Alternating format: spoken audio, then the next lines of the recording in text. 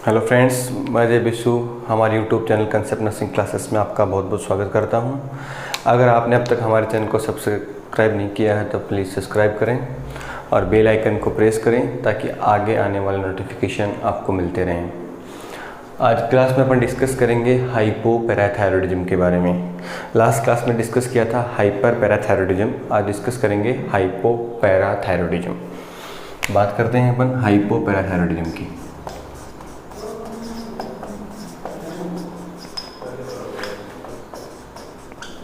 Hypoparathyroidism disorder जो है वो जस्ट अपोजिट है हाइपरथायरॉयडिज्म के। तो क्वेश्चन कहाँ से आते हैं उनका भी डिस्कशन करेंगे अपन। बात करते हैं हाइपोपैराथायरॉयडिज्म की। तो नाम से ही पता लग रहा है कि हाइपोपैराथायरॉयडिज्म कौन सा डिसऑर्डर होगा, वो डिसऑर्डर जिसके अंदर पीटीएच हार्मोन यानी बात करी जाए तो पैराथायरॉयड जो हार्मोन होता है उसका सिक्रीशन क्या होता है, कम हो जाता है। सिक्रीशन अगर कम हो रहा है उस डिजीज कंडीशन को अपन क्या बोलते हैं, हाइपोपैराथायरॉयडिज्म। बात करें इसके इटियोलॉजिकल फैक्टर की कि क्या क्या इटियोलॉजी इसकी हो सकती है। तो इटियोलॉजी की बात करी जाए तो सबसे पहले होता है कि पैराथायरॉयडेक्टमी करी है। अगर पेशेंट है फॉर एग्जांपल हाइपर पैराथायरॉयडिज्म से सफ़र कर रहा था या पैराथायरॉयड का कोई भी कैंसर जो है वो हो गया तो पैराथायरॉयडेक्टमी करनी पड़ गई। या ऐसा हो सकता है कि थायराइड ग्लैंड है उसकी रिमूवल की यानी थायरॉयडेक्टमी की और एक्सीडेंटली जो है वो रिमूवल हो गया पैराथायरॉयड ग्लैंड का, तो वो भी कॉज कर सकता है हाइपोपैराथायरॉयडिज्म। या कोई सप्रेसिंग टाइप का ट्यूमर हो गया जो पैराथायरॉयड ग्लैंड है उसको सप्रेस किया जा रहा है, उसका सिक्रीशन प्रॉपर नहीं होने दे रहा। तो ये सारे कारण हैं जिसकी वजह से हाइपोपैराथायरॉयडिज्म अपने को देखने को मिल सकता है। यानी पैराथायरॉयड ग्लैंड है उसकी फंक्शनिंग अगर प्रॉपर ना हो, उसके सिक्रीशन अगर कम हो जाए, पीटीएच हार्मोन का सिक्रीशन कम हो जाए तो वो लीड करेगा कौन सी डिजीज कंडीशन, हाइपोपैराथायरॉयडिज्म। बात करते हैं अपन जनरली जो सबसे मेजर जनरल कोज होता है वो पैराथायरॉयडेक्टमी होता है, थायरॉयडेक्टमी। अभी एक्सीडेंटली रिमूव हो रही है या इसको रिमूव किया जा रहा है, इसकी प्रॉपर फंक्शनिंग नहीं हो रही है, इसके अंदर कोई भी सप्रेसिंग ट्यूमर हो गया, ये सारी चीज़ें लीड कर सकती हैं क्या, हाइपोपैराथायरॉयडिज्म। अब बात करते हैं इसके क्लिनिकल मैनिफेस्टेशन या साइन एंड सिम्टम की। साइन एंड सिम्टम,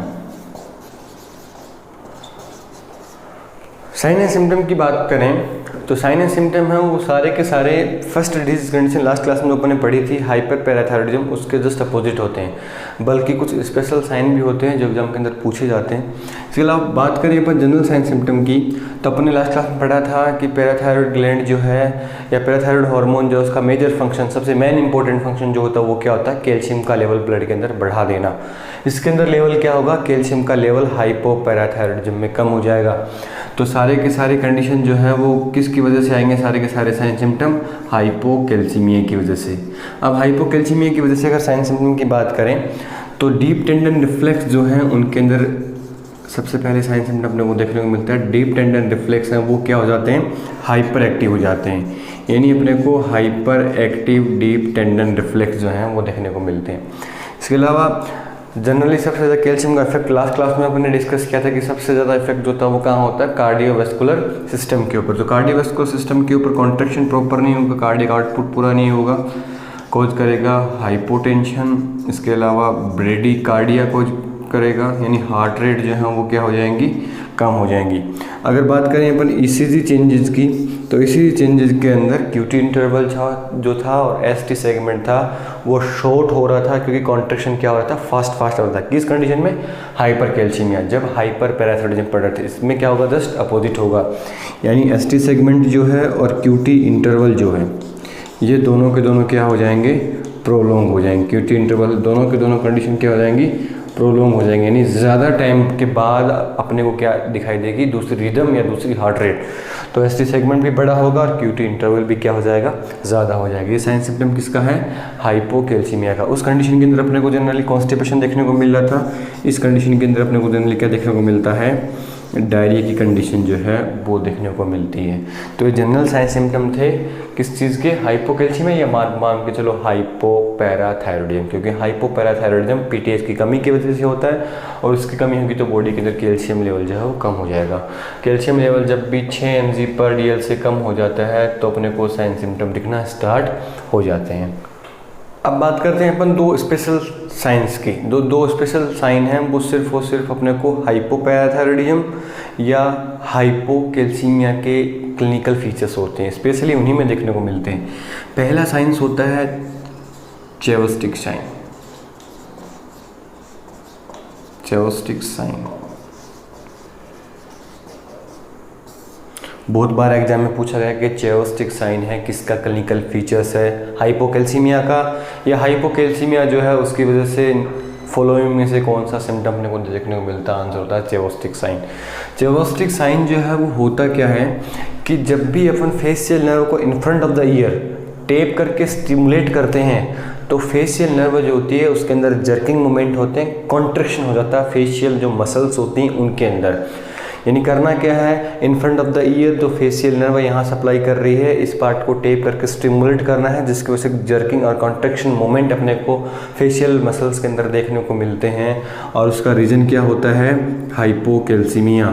और उस हाइपोकैल्सीमिया की वजह से होने वाला साइन जो है वो कौन सा कहलाता है, चेवोस्टिक साइन। तो हो सकता है कि क्वेश्चन के अंदर आपको चेवोस्टिक साइन की डेफिनेशन दी गई हो और ये डेफिनेशन किसको डिनोट कर रही है, कौन से साइन को बता रही है, आंसर क्या होगा, चेवोस्टिक साइन। इसके अलावा नेक्स्ट वन एक और मेजर साइन होता है ट्रेस्यू साइन। ट्रेस्यू साइन, ट्रेस्यू साइंस में क्या होता है, ट्रेस्यू साइन जो है वो भी किसका साइन है, हाइपोकैल्सीमिया का साइन है। इसके अंदर क्या करते हैं अपन, बीपी कफ जो होता है वो टाई करते हैं। बीपी कफ बांधने के बाद जो नॉर्मल सिस्टोलिक ब्लड प्रेशर है उससे जो है वो अपने को प्रेशर अप्लाई करना है 20 to 30 mm ऑफ Hg ज़्यादा। जैसे फॉर एग्जांपल किसी का ब्लड प्रेशर 120/80 है तो अपने को जो है वो स्पिग्नोमेनोमीटर जो होता है उसके अंदर पारा जो है वो कहाँ तक लेके जाना है, डिजिटल जो वोज होती है वो कहाँ तक ले जानी है, अप्रोक्सीमेटली 140 या 150 तक। तो 140 या 150 तक जाएगा, यानी प्रेशर जो है वो सिस्टोलिक ब्लड प्रेशर से कितना हो गया, 20 to 30 mm ऑफ Hg ज़्यादा हो गया। जब भी ज़्यादा होता है उसको टाई करके रखते हैं तो आगे की जो फोआर्म होती है उसके अंदर क्या होने लग जाता है, कॉन्ट्रैक्शन और स्पाज्म होने लग जाता है। लेटेस्ट स्टेज के अंदर हो सकता है कि कलरिंग में भी चेंजेस आ जाए और अपने को वहाँ पेन भी दिखाई दे, पर जनरली कॉन्ट्रैक्शन स्टार्ट हो जाते हैं और वो कॉन्ट्रैक्शन जो जनरली होते हैं वो किसकी वजह से होते हैं, हाइपोकैल्सीमिया की वजह से होते हैं। और उस साइन को अपन क्या बोलते हैं, टोर्स्यू साइन बोलते हैं। तो ये दो स्पेसिफिक साइन है, नाम लेके पूछा जाता है, चेवोस्टिक साइन और ट्रेस्यू साइन। किसके स्पेसिफिक साइन है बात करें तो किसके साइन है, हाइपोकैल्सीमिया की बात करी जाए या हाइपोपैराथायरॉयडिज्म की बात करते हैं तो दोनों के क्लासिकल साइन होते हैं, चेवोस्टिक साइन और ट्रेस्यू साइन। अब बात करते हैं अपन हाइपोपैराथायरॉयडिज्म के मैनेजमेंट की। बात करते हैं अपन मैनेजमेंट, लास्ट वन।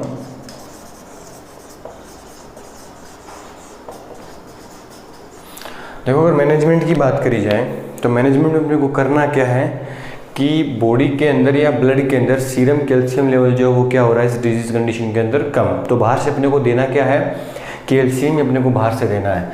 तो कैल्शियम दिया जाता है जनरली 10% कैल्शियम जो है वो दिया जाता है, 10% कैल्शियम दिया जाता है।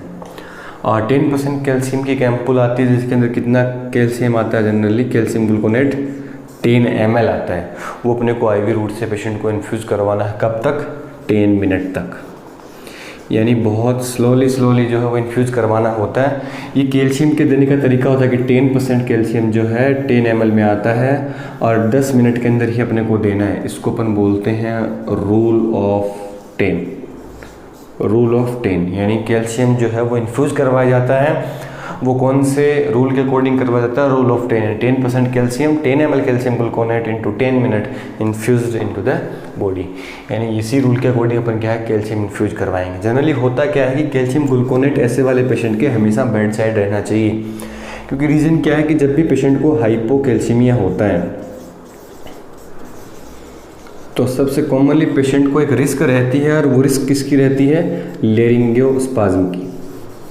लेरिंजियोस्पाज्म, यानी लेरिंग्स जो है वो स्पाज्म होने के चांसेज रहते हैं। रीजन क्या है कि हाइपोकैल्सीमिया हुआ है, तो हाइपोकैल्सीमिया की वजह से वहाँ अपने को टिटेनिक कॉन्ट्रैक्शन देखने को मिलते हैं, और उन टिटेनिक कॉन्ट्रैक्शन की वजह से हाइपोकैल्सीमिया जो है वो स्मूथ मसल्स को कॉन्स्ट्रिक्ट कर देगा, जिसकी वजह से लेरिंग्स के अंदर भी कॉन्स्ट्रिक्शन या स्पाज्म होने के चांसेज हैं।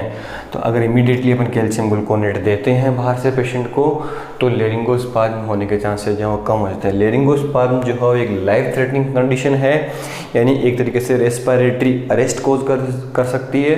पेशेंट का एयरवे जो है वो क्या हो सकता है, ब्लॉक हो सकता है। तो नर्स को हमेशा ऑब्जर्व करते रहना कि कोई भी पेशेंट अगर हाइपोकैल्सीमिया का है तो उसका एयरवे जो है वो पेटेंट है कि नहीं है, और हमेशा बेड साइड जो है वो क्या होना चाहिए, ट्रेकियोस्टोमी जो है वो हमेशा बेड साइड होनी चाहिए। ये एक रिस्पॉन्सिबिलिटी है नर्स की। ट्रेकियोस्टोमी हमेशा बेड साइड मीन्स क्या है कि जब भी लेरिंगोस्पाज्म होगा, अगर एकदम लाइफ थ्रेटनिंग है, जान जाने वाली है, तो ट्रेकिया को ट्रेकियोस्टोमी करके यानी होल बना के ट्रेकिया के अंदर डायरेक्टली इधर से ही पेशेंट के लिए एक रेस्पिरेटरी वे ओपन कर दिया जाता है, ताकि पेशेंट इधर से ही रेस्पिरेशन करता रहे। यानी ट्रेकियोस्टोमी का प्रोसीजर जो है वो किया जाता है। ट्रेकियोस्टोमी जो है वो हमेशा बेड साइड होनी चाहिए जब पेशेंट को लेरिंगोस्पाज्म की रिस्क हो। और लेरिंगोस्पाज्म की रिस्क कब रहेगी, जब पेशेंट किससे सफ़र कर रहा होगा, हाइपोकैल्सीमिया से। तो जनरली मैनेजमेंट जो है वो क्या है, पेशेंट को क्या देना है, अपने को कैल्शियम ग्लूकोनेट देना है, और हमेशा बेड साइड जो है वो क्या अवेलेबल होना चाहिए, ट्रेकियोस्टोमी जो है वो अवेलेबल होनी चाहिए। तो ये था इसका मैनेजमेंट। इन कैल्शियम की कमी हो रही तो बाहर से क्या देना है अपने को, जनरली कैल्शियम ही देना है। तो आज की क्लास में इतना ही। हम हमारे YouTube channel concept nursing classes से जुड़ने के लिए आपका बहुत बहुत धन्यवाद। आज का वीडियो आपको कैसा लगा ये आप हमें कमेंट बॉक्स में बता सकते हैं। Thank you.